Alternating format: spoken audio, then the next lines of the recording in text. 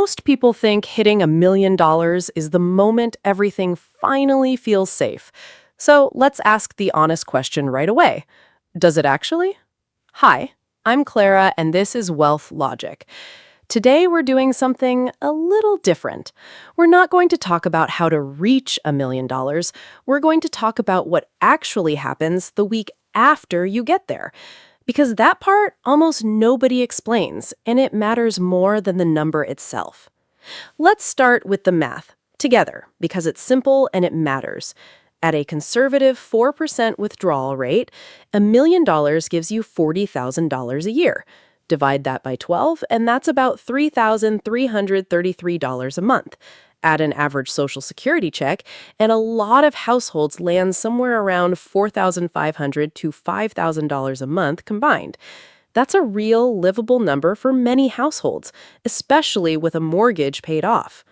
Let's also be honest about what $1 million is not. It's not a magic number that means the same thing for everyone. $1 million for a single person with a paid-off house looks very different from $1 million for a couple still carrying a mortgage in an expensive area. The number is a real starting point, not a universal finish line, and the specific plan around it matters more than the round number itself. So, here's the question worth sitting with. If the math works, why do so many people who hit $1 million still feel like they haven't arrived? There's a name for this, and it's worth knowing because it takes the shame out of it. Psychologists who study achievement and happiness call it the Arrival Fallacy, the belief that reaching a specific goal will finally deliver the feeling of safety or peace you've been chasing. Except when you actually get there, the feeling doesn't show up the way you expected. The number changes. The feeling, most of the time, doesn't. This isn't unique to money either, which might make it easier to recognize. People describe the exact same letdown after hitting a weight loss goal, finishing a degree, or reaching a long-chased promotion. The achievement is real. The internal shift people expect to come with it usually doesn't arrive on schedule, or sometimes doesn't arrive at all. Not because the goal wasn't worth reaching, but because peace of mind was never actually stored inside the number in the first place. This isn't a flaw in you, if it sounds familiar. It's just what tends to happen, and once you know it's coming, you can plan for it instead of being blindsided by it. Let's walk through what actually changes at $1 million and what doesn't, because both halves matter, and confusing the two is exactly where the anxiety tends to live. What changes is real. You likely have enough, on paper, to generate a livable income for decades, especially combined with Social Security. You've crossed a threshold that a large share of Americans never reach. That's not nothing, and I don't want to undersell it. What doesn't change automatically is the anxiety. $1 million doesn't come with a manual. It doesn't tell you exactly how much you can safely spend this year without jeopardizing next year. It doesn't protect you from a bad first few years in the market right after you retire, something researchers like Michael Fink have studied closely, called sequence of returns risk, where a downturn early in retirement can do more damage than the same downturn 10 years in. Let's make that concrete too, because it's a real mechanism, not just a scary phrase. Imagine two people, each with exactly $1 million, each retiring the same year. One of them hits a 20% market drop in their first 2 years of retirement. The other hits that same 20% drop in year 15 instead. Even though the size of the drop is identical, the first person is pulling money out of a shrinking balance at the same time it's falling, which can permanently damage how long the money lasts. The second person has years of growth already banked before the drop happens, so the same percentage loss hurts far less. Same drop, very different outcome, purely based on timing. This is part of why a fixed number alone without a real withdrawal plan doesn't actually buy peace of mind, and it doesn't erase the decades of habit that taught you to save first and ask questions later. So a lot of people hit the number, and instead of relaxing, they keep doing exactly what got them there. They keep watching every expense. They keep delaying the trip, the renovation, the thing they said the $1 million was for in the first place. The number changed, the behavior didn't. Let's make this concrete, because a vague feeling is hard to act on, but a specific pattern is easy to recognize once you've seen it named. Here's a common version of it. Someone crosses $1 million in their retirement accounts. Their financial plan, on paper, says they can safely spend $40,000 a year, but in practice, they spend closer to $28,000 because some part of them is still preparing for a crash, a health emergency, or just the vague sense that it might not be enough. Nothing is wrong with their math. Their behavior simply hasn't caught up to their numbers yet. And left alone, that gap between safe to spend and actually spent tends to just get wider with each passing year, not narrower, unless something interrupts it on purpose. I want to introduce you to someone who went through exactly this, because seeing it happen to a real person makes it easier to recognize in yourself. Renee crossed $1 million the year she turned 63. She'd built it carefully over 3 decades through a mix of steady saving and a genuine fear of not having enough, a fear that had served her well for most of her working life. The month she crossed the number, she expected to feel different. She checked the account twice that week, half expecting some kind of internal shift to arrive with it. It didn't. If anything, she felt more anxious because now there was a specific number she was terrified of watching go down. For the first year after retiring, Renee spent about half of what her actual plan allowed. Her advisor told her plainly, sliding a printed spreadsheet across the table, that she could safely spend $3,300 a month and still be fine at 90. She nodded, took the paper home, and spent closer to $1,800 anyway, mostly out of habit and partly because spending down a number she'd spent 30 years building felt, in her words, like undoing her own life's work. Here's the part of Renee's story that matters most. It wasn't a math problem. Her plan was sound. It was that nobody had ever told her that reaching the number was only step 1, and that learning to actually use it safely was a completely separate skill. Nobody teaches you on the way up. That distinction is worth sitting with for a second, because it explains why so many people who technically have enough still don't feel like they do. Saving and spending are not the same skill, even though we treat them like they are.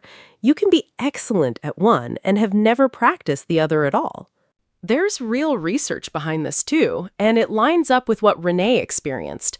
Retirement researchers, including Wade Pfau, have pointed out that many retirees systematically underspend relative to what their own plans say is safe, not because the math is wrong, but because decades of a saving mindset are hard to switch off just because a number was reached. Some studies on this pattern describe retirees dying with more money than they started retirement with, not because they meant to leave it all behind, but because they never fully believed it was safe to spend down in the first place. If you watched our earlier video on what $300,000, $600,000, and $900,000 actually buy you in time, you already know we talked about the anxiety of the transition from saving to spending at those tiers. $1 million doesn't erase that anxiety. If anything, it can make it louder because there's more at stake on paper to feel protective over. So if you're getting close to $1 million, or you've already crossed it and still feel the way Renee did, here's what actually helps, and it's simpler than it sounds. First, get an actual number for what you can safely spend each month, not a vague sense of, we should be careful. A specific number, even a conservative one, is something you can compare your real spending against. Vague caution just becomes permanent caution, forever, which is its own kind of cost. If you don't have this number yet, even a rough version using the 4% math we did together earlier is a real starting point, better than no number at all. Second, separate your accounts mentally, or even literally, into what's for near-term spending versus what's for growth over the next 20 or 30 years. Watching one big number that has to last decades is genuinely stressful, in a way that watching a smaller, dedicated near-term amount usually isn't. When your entire $1 million is one undifferentiated pile, every market dip feels like it's threatening your whole future at once. When part of it is clearly set aside just for the next 2 or 3 years of spending, a market dip somewhere else in the portfolio doesn't feel like it's touching your grocery money. This is actually the exact idea behind a strategy we're covering fully in the next video, so keep that in mind. Third, expect the first year to feel uncomfortable, even if the math is right. Renee's spending crept up slowly over about 18 months, not because her situation changed, but because she needed real evidence, month after month, watching her account statements arrive and the balance holding steady before she could believe it. That adjustment period is normal. It doesn't mean your plan is wrong, and it doesn't mean you're bad with money. It means you're human, and 30 years of one habit doesn't reverse in 30 days. Fourth, if you have a spouse or partner, have this conversation explicitly, together, out loud, at the kitchen table if you have to. A lot of underspending happens quietly, with neither partner saying they're anxious, both just independently deciding to be cautious, which compounds into far more caution than either of them actually intended. Renee's husband, it turned out, had been assuming she wanted to spend less. She'd been assuming the same about him. Neither of them had actually said it out loud until a full year in. I want to say one more thing, because I think it's the most important part of this whole video. Reaching $1 million is a real, legitimate accomplishment, but it was never going to be the finish line that made everything feel resolved, because no specific number is. What actually resolves the feeling isn't a bigger balance, it's a specific plan for how to use the balance you already have, month by month, with evidence you can actually watch build over time instead of a vague hope that it'll be fine. Renee, about 2 years in, finally started taking the trips she'd said the $1 million was for. Not because the number grew, it didn't meaningfully.